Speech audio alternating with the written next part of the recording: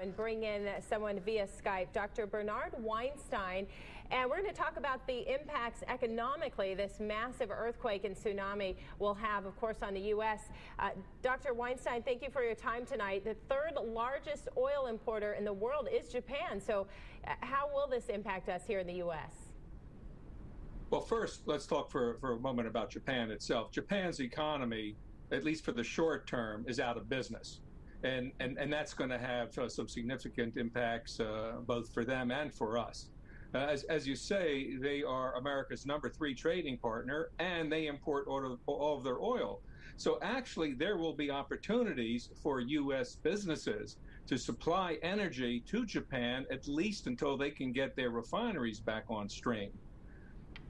There could also be some disruption to international trade. If you think about it, we buy a lot of electronics, we buy a lot of automobiles, steel, chemicals, other products from Japan, and at least for a short period of time, there may be an interruption in the flow of that trade.